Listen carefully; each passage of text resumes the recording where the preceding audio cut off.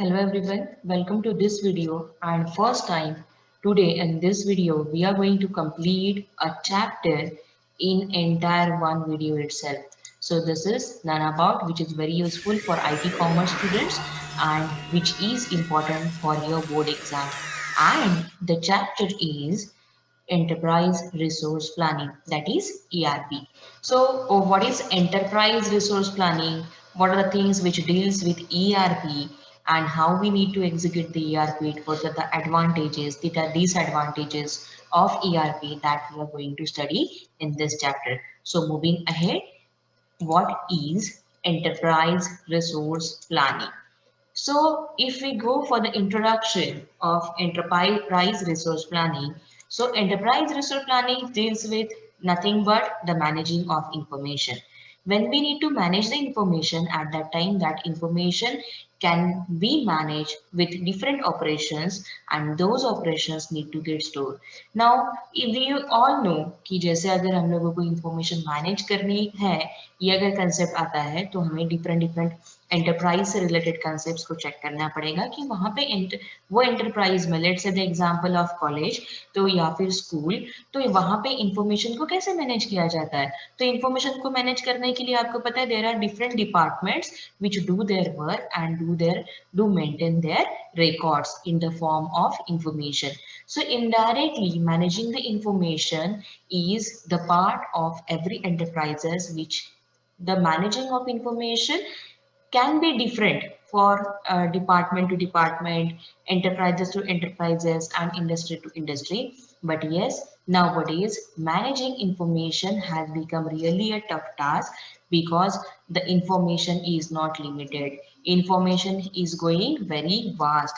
तो जब इंफॉर्मेशन बहुत ज़्यादा बढ़ गई है इंफॉर्मेशन जब बहुत ज़्यादा हो रही है so to manage that information it is the thing कि हमें नए तरीकों को अपनाना पड़ेगा नए टेक्निक्स को अपनाना पड़ेगा and with the trending IT sectors with the trending IT departments हम लोगों को भी चेंज होना होगा so moving for the same आपके टेक्स्ट बुक में जो डायग्राम दी गई है it is the diagram which works with a different department like it you can check over here कि यहाँ पे कुछ एक मशीन वाले सिंबल्स दिख रहे हैं तो those who are constructing the things और designing the things we can say those who are creating the report, those who are planning, searching for the things, those who are preparing the reports and documents, or those who are maintaining the records and then the dispatch of those records. So all documents. So all these things are there into the ERP that is enterprise resource planning. One by one देखते हैं कि enterprise resource planning के लिए E यानी enterprise क्या होता है. So what is enterprise? Enterprise क्या है?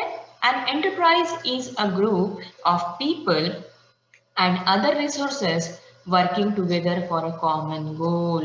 अगर हम एक एंटरप्राइज के बारे में बात कर रहे हैं तो वहां पे क्या होगा ग्रुप ऑफ पीपल जब बहुत सारे लोग एक साथ काम कर रहे हैं and the resources and they are using resources so the people and other resources when they are working together for a common गोल जैसे जिन सबका एक ही टारगेट है एक ही गोल है like if you will take the example of schools और college और any industry जब स्कूल्स एंड कॉलेज की आएगी तो उनका एग्जामिनेशन होना एकेडमिक पॉइंट ऑफ व्यू उन्हें प्रिपेयर करवाना and to make them future ready ये हो जाएगा स्कूल्स एंड कॉलेजेस का एजुकेशन डिपार्टमेंट की अगर मैं बात करती हूँ तो if you will say about any of the company then at that time उनका सबका एक ही हो सकता है अगर मैं बोलती हूँ कि क्लॉथिंग की कोई कंपनी है तो एक अच्छा कपड़ा बनाना है एक अच्छी डिजाइन वाला ड्रेस बनाना है ऐसा एक टारगेट रहेगा लेकिन there are different group of people and different resources वो are working for a common goal so enterprise is not but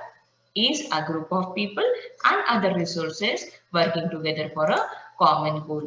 अगर यहाँ पे आप देखोगे तो यहाँ पे देखो क्या है group of people all are working differently सब कोई कंप्यूटर पे काम कर रहा है कोई ऑन साइट वर्क कर रहे हैं कोई मशीनरीज पे वर्क कर रहे हैं कोई इंस्पेक्शन कर रहे हैं so all this things it is the group of people who are working on different department but for a common goal and the resources and उनके लिए जो resources use किए जा रहे हैं those resources are also different but they are having goals and objectives as common one moving ahead कि अगर हमें ये चेक करना है कि एंटरप्राइज से क्या क्या चीजें रिलेटेड रह सकती है, एंटरप्राइज कौन से डिपार्टमेंट के साथ में डील कर सकता है, तो क्या होगा, एंटरप्राइज में मैन्युफैक्चरिंग डिपार्टमेंट रहेगा, प्रोडक्शन डिपार्टमेंट रहेगा।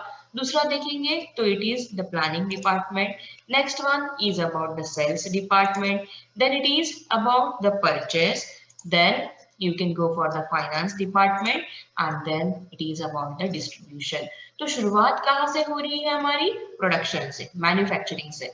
कोई भी कंपनी का प्रोडक्ट के लिए अगर बात करना है तो मैन्युफैक्चरिंग होगा, पहले प्रोडक्शन होगा, प्रोडक्शन के लिए वो प्लानिंग रहेगा कि वो प्लानिंग को कैसे एग्जीक्यूट करके उसे मार्केट में लॉन्च करना है, मार्केट में लॉन्च करने के टाइम पे उसका सेल्स कैसे करना है वो प्लानिंग रहेगा, सेल्स के लिए जब दे रहे हैं हम लोग तो परचेस डिपार्टमेंट अपने लेवल पे काम करेगा, उसको कैसे डिस्ट्रीब्यूशन होना चाहिए या फिर क्या होना चाहिए उसके लिए फाइनेंस डिपार्टमेंट काम करेगा, और अल्टीमेटली हमारा गोल क्या रहेगा कि डिस्ट्रीब्यूशन। एक सिंपल सा एग्जांपल लो, मेरी पेन बनाने की फैक्ट्री है, मैं पेन बना रही हूँ, पेन्स प्रोडक्शन हाउस है मेरा पेन का।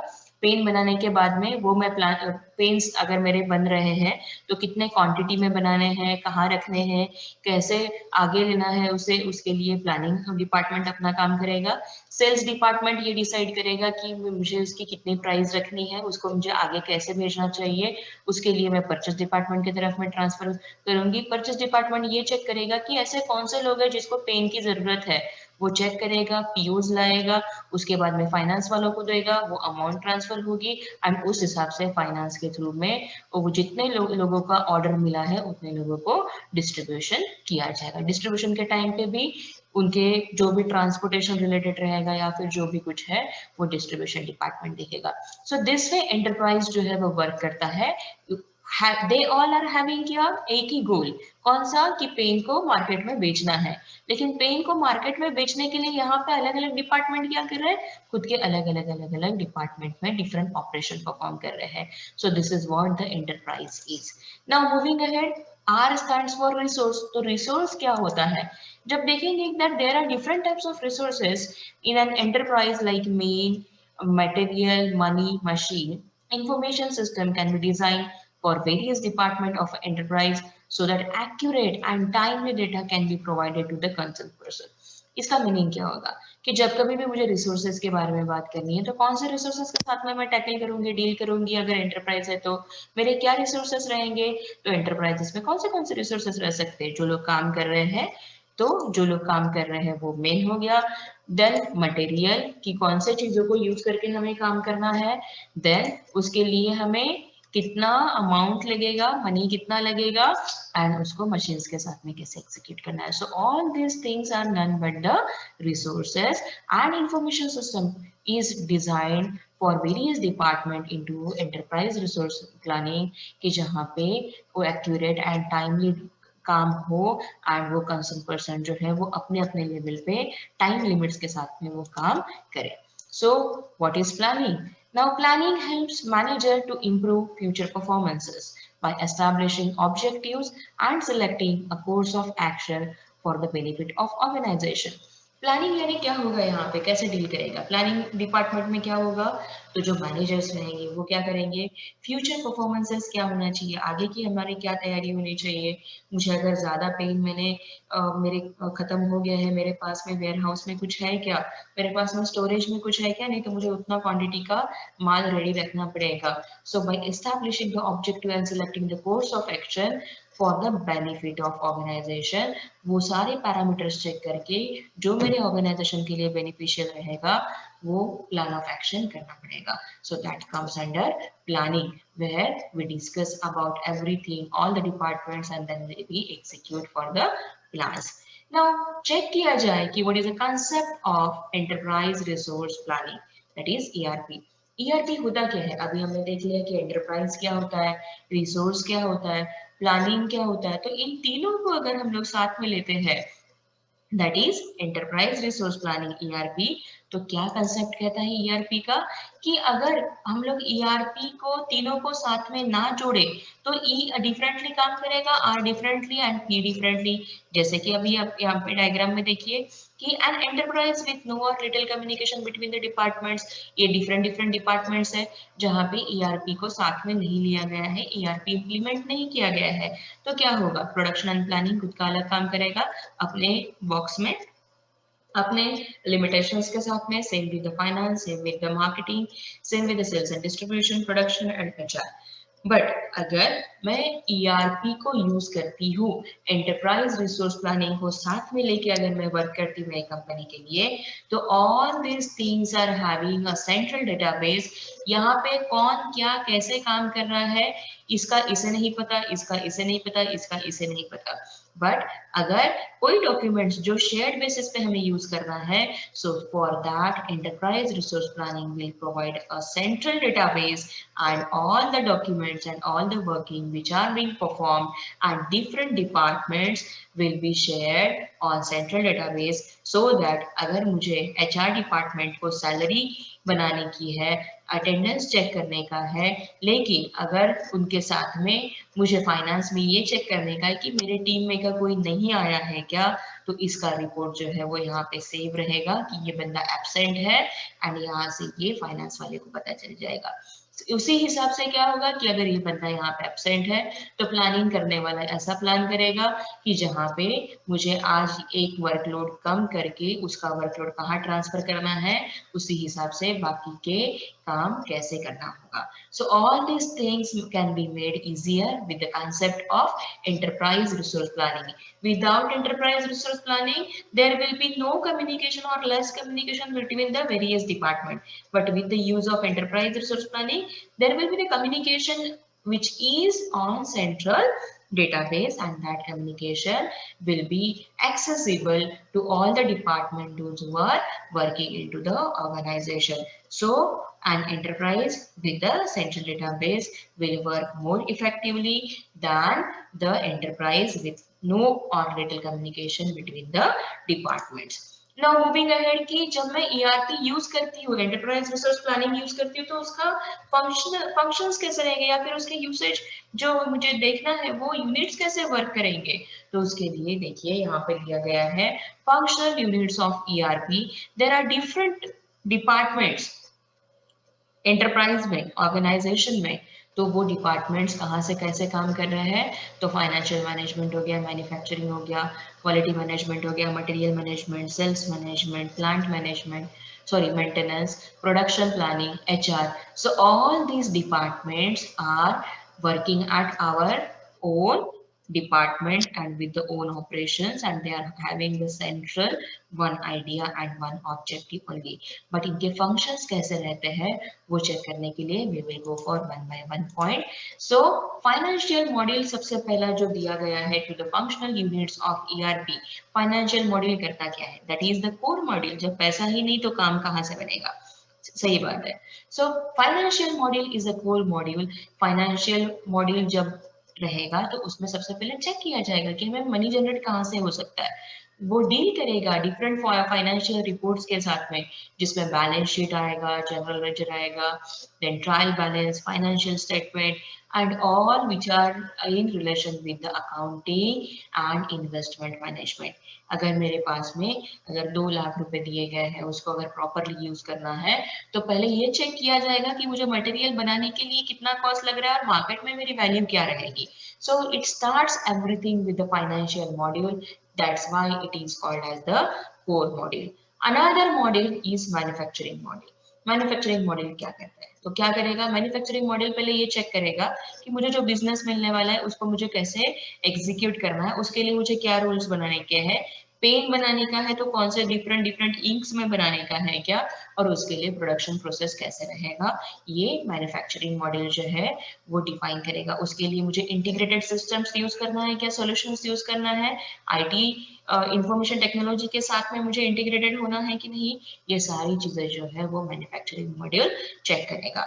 Now moving ahead for the another module, that is production planning module. ये प्रोडक्शन, मैन्युफैक्चरिंग, प्रोडक्शन, प्लानिंग अब यहाँ पे देखो मैन्युफैक्चरिंग के बाद में प्रोडक्शन अगर उसका हो रहा है तो प्रोडक्शन प्लानिंग कैसे होगा, optimising the utilisation of available resources and helps the organisation to plan their production. Production अगर चाहिए हमें कोई चीज का तो वो प्रोडक्शन कैसे करना है, वो कौन से अवेलेबल रिसोर्सेस है मेरे पास में, जो अवेलेबल रिसोर्स है उसको ही यूटिलाइज करके मैं बना सकती हूँ क्या, कोई जो हमें मार्केट में प्रोडक्ट लाना है वो प्रोडक्ट्स बना सकती हूँ क्या। So all these things will come from production planning module. Now moving ahead for the next module, that is HR module. हमें अच्छे से पता है HR stands for human resource. So human resource से related जो भी कोई functions and operations होंगे वो सारे HR module करेगा, जैसे कि employee database, उनकी सैलरी कैसे रहेगी, अटेंडेंस कैसा रहेगा, उनका परफॉर्मेंस कैसा रहेगा, प्रमोशंस कैसे रहेगा, और बाकी सारे एक्टिविटीज जो एम्प्लॉय से रिलेटेड रहेंगे, that all activities will be monitored by HR module. So this way, moving ahead for our next module. So our next modules are like inventory control module. So inventory control module क्या करेगा, पहले ये check करेगा कि मेरे पास में ware house में कुछ बचा तो नहीं है, कुछ स्टॉक तो अवेलेबल नहीं है, और वो अगर स्टॉक अवेलेबल है तो उसको कैसे शेयर किया जाए, उसको मार्केट में कैसे ट्रांसफर किया जाए, सो दैट मैं नया प्रोडक्ट, नया जो सामान है, नया जो प्रोडक्ट्स है उसे बना सकूं। Next module is about the purchasing module. Purchasing module क्या करेगा, सबसे पहले परचेस ऑर्डर बनाएगा, पीओ बनाएगा, चेक करेगा कि इन्वेंट्री में कुछ बैलेंस तो नहीं है, उसमें से तो मुझे कुछ देना नहीं है, उसके लिए परचेसिंग मॉड्यूल जो है वो कनेक्टेड रहेगा इन्वेंट्री मॉड्यूल के साथ में, फाइनेंस मॉड्यूल के साथ में एंड प्रोडक्शन मैनेजमेंट के साथ में। कैसे, अगर मेरे पास सामान अवेलेबल है, यहाँ पे स्टॉक अवेलेबल है, तो मैं फाइनेंस को बताऊंगा कि मुझे अभी पैसों की जरूरत नहीं, मेरे पास में ऑलरेडी सामान है, और प्रोडक्शन को बताऊंगा कि मुझे अभी नया सामान बना के मत दो, और अगर नहीं है तो फिर फाइनेंस से बात करके फाइनेंस से बात करके और प्रोडक्शन वालों को बता के कि मुझे नया मटेरियल बना के चाहिए या फिर नए प्रोडक्ट्स बना के चाहिए, इस हिसाब से परचेस मॉडल जो है वो रिलेटेड रहेगा इन्वेंट्री, फाइनेंस एंड प्रोडक्शन के साथ में। Next model is about the marketing model. Marketing model क्या कहता है, customer orders their satisfaction. Marketing model क्या चेक करेगा, तो कौन से ऑर्डर्स मिल रहे हैं कस्टमर से, कौन से कस्टमर से मिल रहा है, वो कस्टमर सेटिस्फाइड है या नहीं, उनका रिव्यू क्या आ रहा है क्या नहीं, वो सारे काम जो है वो मार्केटिंग मॉडल के रहेंगे। The next model is about sales and distribution model. Sales and distribution model ये चेक करेगा कि जो ऑर्डर्स मिले गए हैं वो ऑर्डर्स को पहुंचाया कैसे जाए, डिस्पैच कैसे किया जाए। वो ऑर्डर्स को अगर मुझे पहुंचाना है तो ट्रांसपोर्टेशन यूज करके नॉर्मल ट्रेडिशनल मेथड यूज करना है, या फिर उसको ई कॉमर्स के साथ में यूज करना है। ई कॉमर्स हम ऑलरेडी पढ़े हुए हैं, तो ई कॉमर्स के ट्रेंड्स के साथ में यूज करना है तो उस हिसाब से ऑर्डर्स जो है वो कलेक्शन एंड डिस्पैच करना पड़ेगा। And last it comes for the quality management module. जैसे कि आपको पता है कि कोई भी ऑर्डर देने के बाद में अमेजन हो, फ्लिपकार्ट हो, या फिर कोई भी आपको पूछता है कि how you can rate that order, और आपको वो चीज कैसी पसंद आई। इवन स्विगी वाला भी आपको पूछेगा कि do you like the order और नॉट, कैसे था, सर्विस प्रॉपर था कि नहीं, देन उन्होंने प्रॉपर यूनिफॉर्म में आपको सर्व किया है या नहीं है, टेस्ट कैसे था, क्या रिव्यूज देते हो आप हमें इम्प्रूवमेंट के लिए, कितने स्टार्स देते हो। So all these terms comes under quality management module. अब जो ये quality management है ये खास किसके साथ में डील करेगा, quality planning, quality control and quality functions.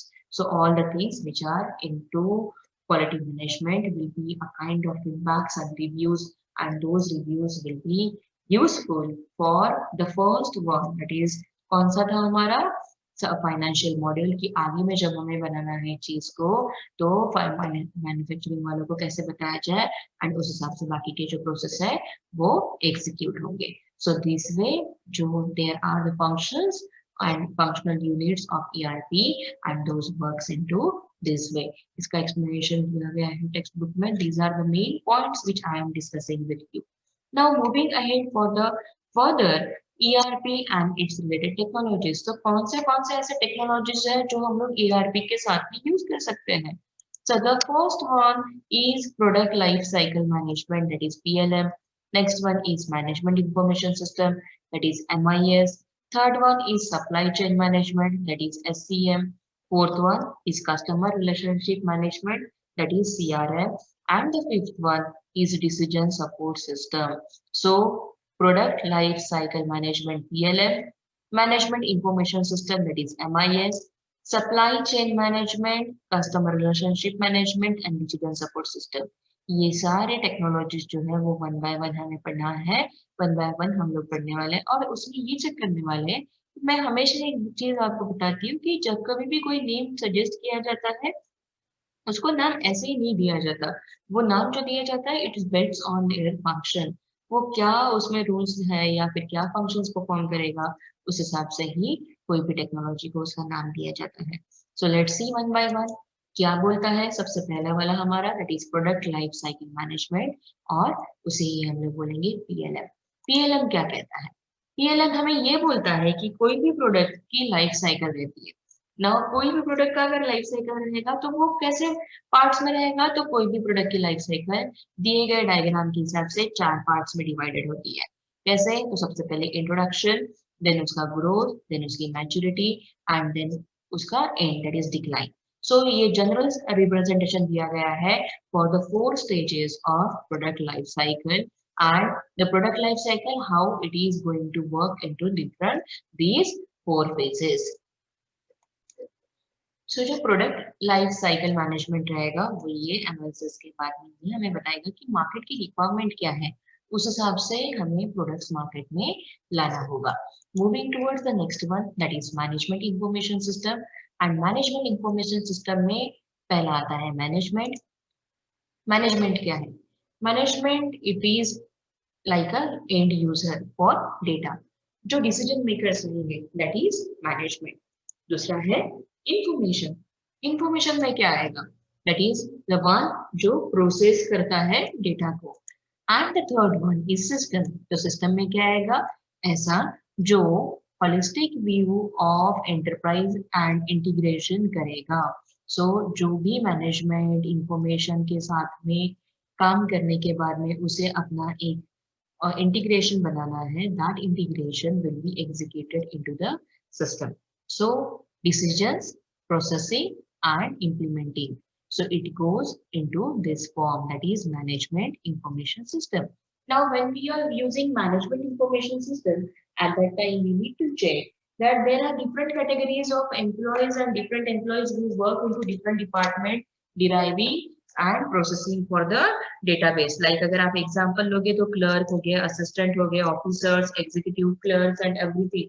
So all those are the managers and everyone जो use करेंगे MIS को, Managerial Information System को। MIS क्या करेगा? So MIS will collect relevant data from inside and outside, and for that enterprise, this data will be processed into the central database, and that central database के साथ में जहाँ जहाँ पे information का यूज हो रहा है, जहाँ जहाँ जरूरत है, उस हिसाब से डेटा को प्रोसेस किया जाएगा, पेज किया जाएगा और रिपोर्ट्स क्रिएट किए जाएंगे। और वो रिपोर्ट्स के लिए सिस्टम जो है वो अपना लेवल पे काम करेगा एंड वो जनरेट करेंगे reports which management will approve or management will demands for it. So this way managerial information system, management information system work करेगा। Third one is about the supply chain management, that is SCM. Now supply chain management के लिए एक diagram जो आपके text book में दिया गया है वो मैं आपको दिखाती हूँ। Supply chain क्या होगा? तो it consists of the activities which are associated with moving of goods. Supply chain management, अगर कोई ऐसे एक्टिविटीज जो अगर मुझे डेटा को मूव करना है, मार्केट और कस्टमर तक पहुंचाना है, मार्केट में लाना है, ट्रांसपोर्ट करना है, so all the things which are into this chain which deal with the supply chain management. The chain is as given, like raw material supplier के पास में जाएगा, मैन्युफैक्चरर जो है उसको मैन्युफैक्चर करेंगे, देन उसका डिस्ट्रीब्यूशन होगा, कस्टमर के पास में जाएगा, कस्टमर के पास में जाके उसके रिव्यूज कलेक्ट होंगे एंड उस हिसाब से फर्दर रिक्वायरमेंट दी जाएगी। So it begins with collecting the raw material and ends with receiving the goods by customer. It is very important for the companies to move product from their manufacturing and distributing it to the customer. So for the faster product delivery or availability will increase the sales and satisfaction for the customer. So it is very important कि जब जब आपको orders मिल रहे हैं with in stipulated timing, अगर आप उसका order process कर रहे हो, डिलीवर कर रहे हो, डिस्पैच कर रहे हो, तब जाके आपको कस्टमर सेटिस्फैक्शन मिलेगा. So there are again different things, software packages जो मार्केट में अवेलेबल है. ये सारी चीजों को मैनेज करने के लिए आपको पता है हम लोग ऑर्डर प्लेस करने के बाद में ट्रैक करते हैं. सो ऑल दिस थिंग्स जो ऑर्डर प्लेस कर रहे हैं, ट्रैकिंग हो रहा है and all these things deals with the supply chain management. So these are all the activities which are involved into SCM, that is supply chain management. The fourth one is customer relationship management. Supply chain हो गया, अभी customer relationship. Customer relationship management का जो नाम दिया गया है तो which is focusing only for the customer relationship, that is CRM. So CRM is a term applied to the processes implemented by the company to handle its contacts with customer. यहाँ पे दिया क्या गया है. So there are processes which are involved into CRM. CRM क्या करता है? So CRM covers the methods and technologies used by the company to manage their relationship with the clients, and it is not only the responsibility of customer service and it is also the responsibility of the IT team, क्योंकि sales के पास से marketing हो गया, cell हो गया, feedback collection हो गया, and in case अगर कुछ मेंटेनेंस की बात आती है तो उसके लिए सपोर्ट प्रोवाइड करना. So all this things are the one which are the processes in CRM. So it will include capture, storage and analysis of customer information. और जो भी इंफॉर्मेशन, जो भी फीडबैक हम लोगों को कस्टमर से मिलेगा वो कस्टमर के फीडबैक को थर्ड पार्टी को शेयर नहीं करना है या फिर कहीं पे उसे रिवील नहीं करना है, लेकिन वो फीडबैक को कस्टमर से आए हुए फीडबैक पे वर्क करना है और उन्हें वैसे सपोर्ट किया जाएगा, वैसे सपोर्ट देने के लिए एग्जीक्यूशन होगा इन CRM. So customer wants that कि यहाँ पे थर्ड पार्टी के साथ में हमारे नेम, कॉन्टैक्ट्स या फिर जो भी कुछ है वो शेयर ना की जाए. So this all things deals with the CRM, that is customer relationship management. Moving ahead, the fifth one is about decision support system. Decision support system हमें क्या कहता है? तो डिसीजन सपोर्ट सिस्टम हमें ये बताता है कि decision supports are like interactive, they are computer based, जहाँ पे आपको दिख रहा होगा सॉफ्टवेयर वगैरह यूज किया जा रहा है, and that is user in judgement and choice. Decisions लेना है, choice will be there and those all other activities which will be involved into DSS. It is the computer program application that analyzes, क्या करेगा? Application program that will analyze the business data and present it to the business decision more easily. DSS क्या करेगा? तो it will focus on providing help and analyzing the situation, because whatever the inputs will come, on that basis it will be stored into the database. The application with the help of Slack software platform will work. It will create various reports and those reports will be provided for making the decisions. So this way decision support system will function into on their execution of reports. So all these things, all five are the different technologies which are related with the ERP. Now the next one is ERP solution providers and ERP packages. अब ये सारे जो काम होने वाले हैं, जो technologies terminologies हमने पढ़ा अब तक के, तो उन सारी चीजों के साथ में वो सॉल्यूशन प्रोवाइडर्स तो लगेंगे हमें कि अगर कुछ प्रॉब्लम आ रहा है हमें एंटरप्राइज रिसोर्स और प्लानिंग को एक साथ लेके एग्जीक्यूट करने के लिए, तो वो विल बी द वन कि जो हमें इसके सॉल्यूशन देगा. कौन ऐसा रहेगा कि जो हमें ERP पैकेजेस प्रोवाइड करेगा? तो yes, there is the first one, that is Oracle. Oracle was like कि उसे डेटाबेस के लिए जाना जाता था, उसको ERP के लिए ना ही जाना कभी गया था, लेकिन अभी ओरेकल जो है ERP 310 package from Oracle provide strong finance and accounting module, और ये वो मॉड्यूल जो है हम लोग यूज करते हैं for supplier interaction, effective production analysis and efficient human resource management and with the better pricing model. So this is the first model जो हम लोग ERP 310 के साथ में Oracle से यूज कर सकते हैं.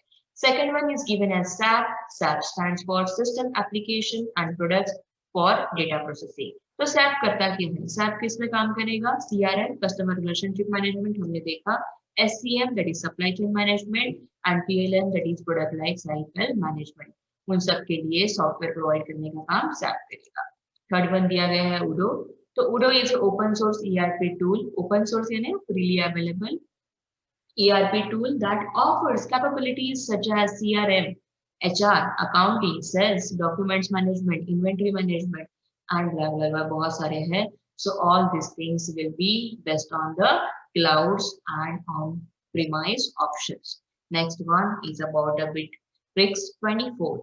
Bittrex 24 is a free online ERP solution that works for business of all sizes. कोई भी टाइप का बिजनेस हो, छोटा हो बड़ा हो, all types of solutions provide करने के लिए, ERP solutions provide करने के लिए Bittrex 24 को use किया जा सकता है. It includes app for CRM and all other activities like project management, task management, HR related management जो भी रहेगा, वो सारे activities Bittrex 24 में दिए जाएंगे. Next one is about Microsoft Dynamics. Microsoft Dynamics is a part of Microsoft Business Solution. It provides a group of enterprise resource planning product primarily aimed to mid-size enterprise. जो छोटे means middle size के enterprises है, उनके लिए Microsoft Dynamics जो है वो ERP solution देता है. This package can be installed and used easily. It provides good user interface. User से communication करने के लिए अच्छा environment देता है. It also provides CRM, that is customer relationship management software, and the best one is Tally ERP. So Tally solution provider जो रहेंगे वो क्या है? तो it is the Indian software company. Tally ERP is business accounting software. हम लोगों को पता है, हम इसके ऊपर practicals भी है. So is business accounting software for accounting, inventory and payroll system. So all these are various packages and solution providers of the ERP. Moving ahead with the next topic, that is ERP and Internet. ERP and Internet में क्या होगा? तो यहाँ पे ये check किया जाएगा कि जब कभी भी मुझे एंटरप्राइज रिसोर्स प्लानिंग रिलेटेड कोई भी सर्विसेज प्रोवाइड करनी है, तो उससे इंटरनेट कैसे डील करेगा. सो क्या होगा? पहला point, making software available to the client companies. जहां जहां पे मुझे ERP यूज करना है, वो ERP के लिए जो सॉफ्टवेयर, जो एप्लीकेशन हम लोग यूज करने वाले हैं, वो एप्लीकेशन को इंस्टॉल तो करके देना पड़ेगा, क्लाइंट कंपनीज को प्रोवाइड तो करना पड़ेगा. सो ऑल दिस थिंग्स ERP जब वर्क करेगा, क्योंकि हम लोग सेंट्रल डेटाबेस बोल रहे हैं, तो हमें इंटरनेट का यूज रहेगा. The next point is about the communication. अब जब मैं बोल रही हूँ कि इंटरनेट है, सेंट्रल डेटाबेस है, so there need to be the communication between server where an ERP system is involved. मेरे एक कंपनी है ERP provider, ERP solution provider, मेरे पास में 10 अलग अलग एंटरप्राइजेस का वर्क चलता होगा, तो सेंट्रल डेटाबेस से मैं 10 अलग अलग कंपनी को हेल्प कर सकती हूँ, उनको सर्विसेज प्रोवाइड कर सकती हूँ, और जैसे भी क्लाइंट्स रहेंगे मेरे, उनको इंटरनेट की कनेक्टिविटी के साथ में सॉल्यूशंस दे सकती हूँ. So these all things are what? So these are nothing but the cloud based. आपको क्लाउड बेस्ड मॉडल्स पता होंगे, IaaS PaaS and SaaS, infrastructure as a service, platform as a service and software as a service. So software as a service जो है वो यहाँ पे use किया जा सकता है. So cloud based ERP makes it more easier and it is secure, because वहां पे की एनक्रिप्शन होता है क्लाउड कंप्यूटिंग में. Okay, so this deals with the software as a service and cloud based model ERP use करने की वजह से all the ERP solutions can be easier and secure. Moving ahead for the benefits of ERP.